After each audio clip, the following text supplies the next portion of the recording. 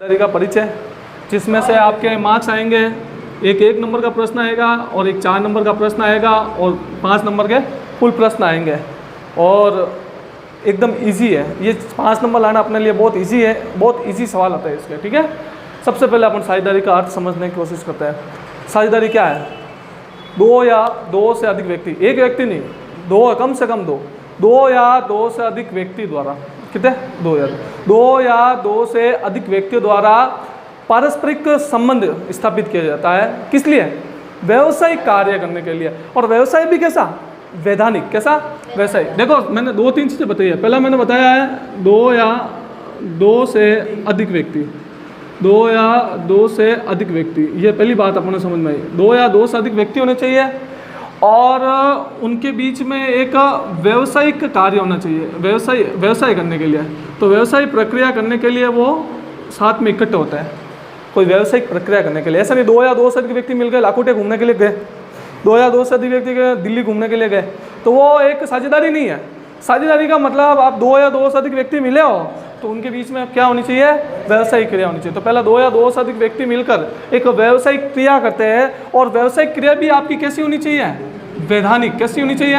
वैधानिक। वैधानिक का मतलब कानूनी, वैधानिक मतलब कानूनी, कानून द्वारा लीगल होनी चाहिए। अनलीगल हुई तो भी साझेदारी नहीं है, लीगल होनी चाहिए। तो 2 या 2 से अधिक व्यक्तियों द्वारा एक व्यवसायिक प्रक्रिया जो कि वैधानिक होनी चाहिए और आपस में वो मिलकर क्या, क्यों इकट्ठे हुए? वो क्या इकट्ठे? लाभ बांटने के लिए। क्या ले? लाभ हानि। तो लाभ या हानि बांटने के लिए, लाभ हुआ तो भी बांटेंगे और हानि हुआ तो भी। तो लाभ या हानि बांटने के लिए क्या होता है? आपस में इकट्ठे होते हैं। लाभ या हानि बांटने के लिए आपस में क्या होता है? इकट्ठे होते हैं। तो इससे अपन क्या कहते हैं? साझेदारी। क्या कहते हैं? साझेदारी। तो वापस बता रहा हूँ मैं कि साझेदारी है वो 2 या 2 से अधिक व्यक्ति आपस में मिलकर एक व्यवसायिक क्रिया करते हैं और ये व्यवसायिक क्रिया एक वैधानिक होनी चाहिए। कैसी होनी चाहिए? वैधानिक। और जब वैधानिक होगी तो अब उस व्यवसाय की प्रक्रिया करेंगे तो अपन सबको पता है जब बिजनेस करेंगे तो या तो प्रॉफिट होगा या लॉस होगा। तो इस प्रॉफिट और लॉस को बांटने के लिए हम किसकी स्थापना करते हैं? साझेदारी की। चलो ये तो आपने नॉर्मल भाषा में अर्थ हुआ। अब साझेदारी में क्या होता है? लाभ हानि तो बांटते ही बांटता है। साझेदारी के यूँ शुरू हो जाएगी? नहीं, साझेदार यहाँ पर क्या करेंगे? साझेदारी में साझेदार क्या करेंगे? पूंजी लगाएंगे। क्या लगाएंगे? पूंजी लगाएंगे, कैपिटल। बिना कैपिटल के बिजनेस शुरू नहीं हो सकता। तो बिना कैपिटल के बिजनेस शुरू नहीं हो सकता, इसलिए सभी साझेदार मिलकर क्या लगाएंगे? कैपिटल लगाएंगे ताकि बिजनेस को अच्छे ढंग से चला सके। अब ये तो आपने एग्जाम में लिखना नहीं है, ये तो केवल एक बेसिक इंट्रोडक्शन है ताकि तुम आराम से इसको समझ सको। तो देखो साझेदारी में 3-4 बातें ध्यान रखना। साझेदारी कोई भी संविधान की अनुसूची में नहीं है, साझेदार अनुसूची में नहीं आता, कोई ध्यान रख लेना। साझेदारी एक वैधानिक प्रक्रिया है। साझेदारी क्या है? वैधानिक। वैधानिक मतलब कानून, प्रत्यक्ष कानून है। साझेदारी के लिए कानून बना हुआ, एक्ट बना हुआ है 1932 भाषा में। तो साझेदारी का एक एक्ट है, ठीक है। उसके बाद में साझेदारी में कम से कम कितने व्यक्ति चाहिए? 2 या 2 से अधिक व्यक्ति होंगे तभी साझेदारी की स्थापना होगी और वो आपस में मिलकर क्या करेंगे? बिजनेस करेंगे, व्यवसाय करेंगे। और बिजनेस अगर करेंगे तो वो बिजनेस आपका कैसा होना चाहिए? वैधानिक। तो वैधानिक बिजनेस होना चाहिए। और वो आकस्मिक व्यावसायिक वैधानिक बिजनेस के बाद में वो जब बिजनेस करेंगे तो क्या होगा? प्रॉफिट या लॉस। तो प्रॉफिट या लॉस होगा तो उस प्रॉफिट या लॉस को एक निश्चित अनुपात में बांट दिया जाएगा। बोलो यहाँ तक समझ में आई? और इसके लिए साझेदार आपस में पूंजी लगाते हैं। पूंजी लगाकर आपस में वो क्या करते हैं? एक दूसरे की मदद भी करते हैं। देखो मेरी बात सुनो, साझेदारी में क्या होता है? साझेदारी में क्या होता है? बहुत सारे अलग अलग व्यक्ति आते हैं, सबकी पूंजी लगी हुई होती है, तो सब बिजनेस के स्वामी हुए। सब बिजनेस के कौन हुआ है? स्वामी। और जब सब बिजनेस के स्वामी हुआ है तो इसका मतलब सब बिजनेस के लिए क्या करेंगे? दौड़ भाग करेंगे। तो कोई पार्टनर से वो कम माइंड वाला होगा, कोई पार्टनर है वो ज़्यादा माइंड वाला होगा। तो उन सब का माइंड है वो सब एक ही बिजनेस में लगेगा तो वो बिजनेस क्या होगा? बहुत बड़े आकार में होगा, बहुत ज़्यादा लाभ होगा। तो ये साझेदारी की प्रमुख विशेषताएं थी।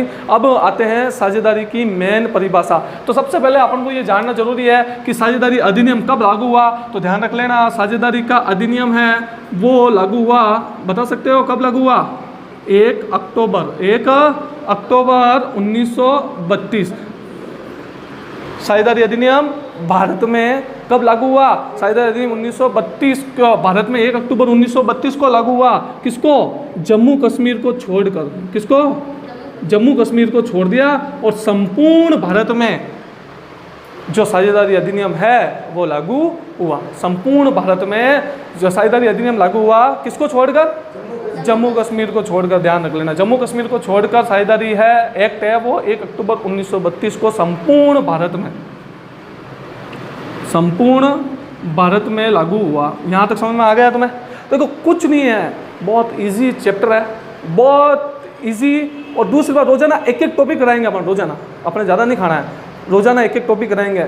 अब बहुत सारे बच्चे हैं बहुत अच्छा माइंड लगा रहे हैं, कोई बच्चा कह रहा है सिलेबस कम होगा, हाँ भी सिलेबस कम होगा, तो सिलेबस कम हो भी सकता है, नहीं भी हो सकता है। पहली बात समझ में, सिलेबस कम हुआ तो यार तुम्हें तकलीफ कहाँ है? सिलेबस कम हुआ तो वो तुम्हारे लिए तो क्या है, वो प्रॉफिट की बात है। क्या है?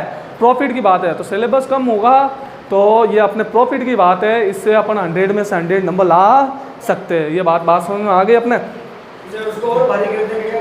ठीक है, नहीं भारी नहीं किया जाएगा, ये चैप्टर को कम कर दिया। और मैं तो कहता हूँ नहीं भी करा, नहीं किया तो क्या कर लोगे तुम, नहीं किया तो क्या कर लोगे? तो ऐसी सब बातें अपन को ध्यान रखनी पड़ेगी। ठीक है, चलो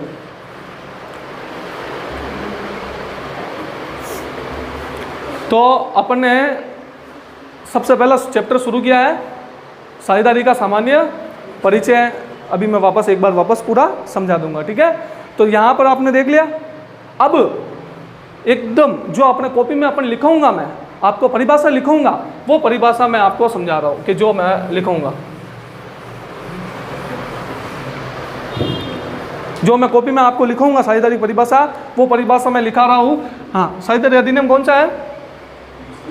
1932 साझेदारी अधिनियम 1932। तो ध्यान रखना, साझेदारी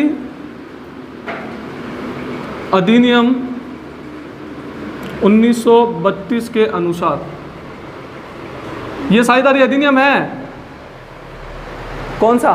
भारतीय साझेदारी अधिनियम। ध्यान रखना, कौन सा? भारतीय, विदेशी नहीं, अपना भारतीय अधिनियम है ये। तो भारतीय अधिनियम 1932 की धारा 4 के अनुसार ये साझेदारी की परिभाषा देता है अपन को। भारतीय साझेदारी अधिनियम 1932 की धारा 4 के अनुसार साझेदारी 2 या 2 से अधिक व्यक्तियों के मध्य एक संबंध है जो किसी ऐसे व्यवसाय को चलाने के लिए स्थापित किया गया है जिस व्यवसाय का संचालन या तो सभी के द्वारा या उनमें से किसी एक के द्वारा संचालित किया जाता है। ये साझेदारी अधिनियम 1932 की धारा 4 के अनुसार साझेदारी की परिभाषा दी गई है। और अगर एग्जाम में पूछी जाए तो आपको यही परिभाषा लिखनी है। देखना क्या लिखा हुआ है साझेदारी अधिनियम 1932 की धारा 4 के अनुसार। साझेदारी अधिनियम 1932 की धारा 4 के अनुसार लिखा गया है, साझेदारी 2 या 2 से अधिक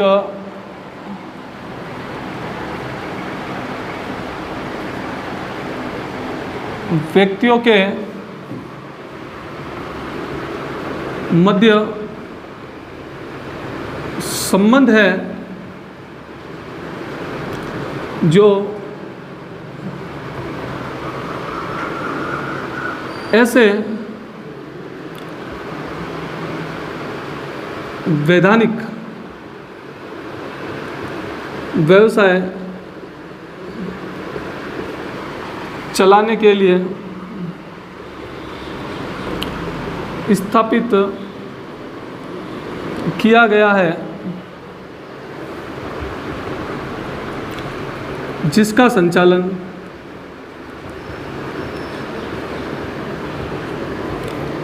या तो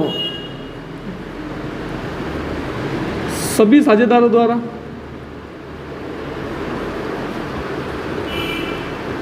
या उनमें से किसी एक के द्वारा किया जाता है। ये पहली परिभाषा अपन लिखेंगे, ठीक है, कॉपी में। साझेदारी अधिनियम 1932 की धारा 4 के अनुसार साझेदारी 2 या 2 से अधिक व्यक्तियों के मध्य उस पारस्परिक संबंध को कहा जाता है जो किसी ऐसे व्यवसाय को चलाने के लिए स्थापित किया गया है जिसका संचालन या तो सभी के द्वारा या उनमें से किसी एक के द्वारा। कैसे आपको समझ में आ गया?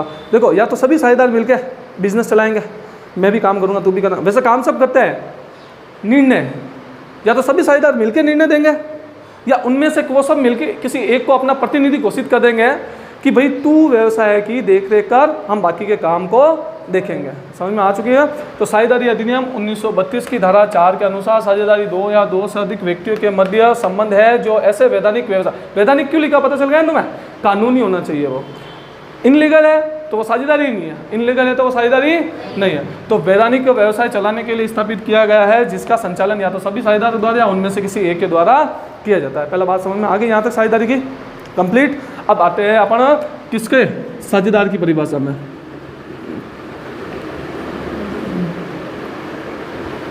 क्या होती है साझेदारी की परिभाषा? साझेदार, पार्टनर। साझेदार का मतलब क्या होता है? पार्टनर। क्या होता है अमन, पार्टनर का मतलब क्या होता है? पार्टनर। चलिए इधर देखिए, अपन सब एक बार पढ़ाने के बाद में आपको एक एक चीज याद हो जाएगी, टेंशन मत करो। हाँ अब देखते हैं। तो साझेदारी में सम्मिलित व्यक्ति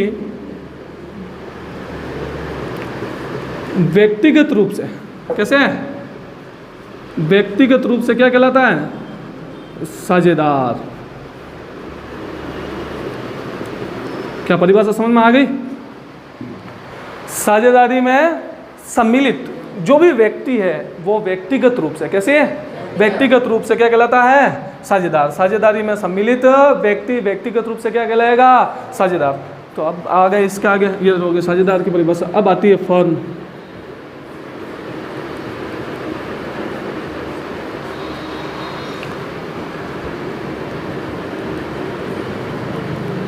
साझेदारों द्वारा सामूहिक रूप से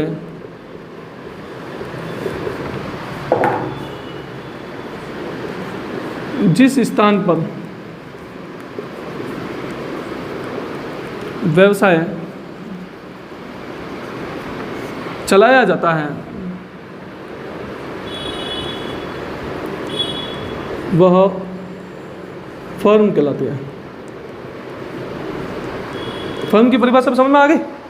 सभी साझेदार मिल गए और सभी साझेदार मिलकर जहां पर भी सामूहिक रूप से बिजनेस चला रहे हैं वो क्या कहला रहे हैं? अपने फर्म। बोलो यहाँ तक क्लियर हो गया? देखो अभी तक अपने बहुत शॉर्ट में पढ़ा। मैंने पहले आते ही सबसे पहले साझेदारी का सामान्य परिचय पढ़ाया था, कोई विशेष नहीं है, एग्जाम में नहीं आने वाला, केवल बस बेसिक इंट्रोडक्शन था। वो आप घर पर जाके इस वीडियो क्लास में देख लेना, एक बार घर पर जाके वीडियो क्लास जरूर देखना, समझना। इससे क्या होगा, तुम्हारा रिपीट हो जाएगा। देखो मैं चाहता हूँ कि अकाउंटेंसी है ना, अकाउंट, देखो मेरी बात सुन लेना कानपुर में, साइंस आर्ट्स कॉमर्स तीनों को उठा लो, तीनों में से सबसे टफ पेपर आएगा अपने अकाउंट का, ये बात सुन लेना। सबसे टफेस्ट पेपर, फिजिक्स भी इजी आता है, केमिस्ट्री भी इजी आता है, ठीक है, सबसे टफ पेपर अपने अकाउंट का आता है। बिल्कुल बता रहा भी हूँ, डरा रहा भी हूँ। तो पहली बात तो है सबसे टफ पेपर अकाउंट का आएगा। दूसरी बात, टफ तो आएगा ही आएगा, इसको जो चेक करता है ना वो एक छोटी से छोटी गलती है ना निकालता है। एक छोटी सी बात है, जैसे अपना पाली है, पाली क्या मतलब कि स्टेट टॉपर है, जो स्टेट टॉपर है उसके 96.40 है हाईएस्ट, लेकिन अकाउंट के अंदर सिर्फ 91 नंबर है उसका। कितना है? 91 नंबर। बात समझ में आ गई? इससे अच्छा तो अपने कोचिंग वाले के 92 नंबर है। तो मैं ये नहीं कह रहा कि रट लो ना है, याद कर लो, अपन तैयारी ऐसी कराएंगे, टेंशन मत करो। तैयारी इतने टेस्ट सीरीजें रखेंगे, इतने टेस्ट सीरीजें रखेंगे, दब जाओगे टेस्ट सीरीजों के नीचे, उठने वापस ऊपर ही देखोगे कि मैं टेस्ट कितने दिया था, याद ही नहीं रहेंगे मैं टेस्ट कितने दिया था। सुबह रात के सो गए ना, उससे पहले याद रहेगा, बस टेस्ट देना है सुबह मुझे। तो बात समझ में आ गई? टेंशन फ्री हो जाओ, बढ़िया तैयारी कराएंगे एकदम जोरदार। चलिए, ये साझेदारी अधिनियम है, ये इसके पार्टनर है और ये फर्म है, ये तीन वापस उतार लो, एक बार तीन उतार लो।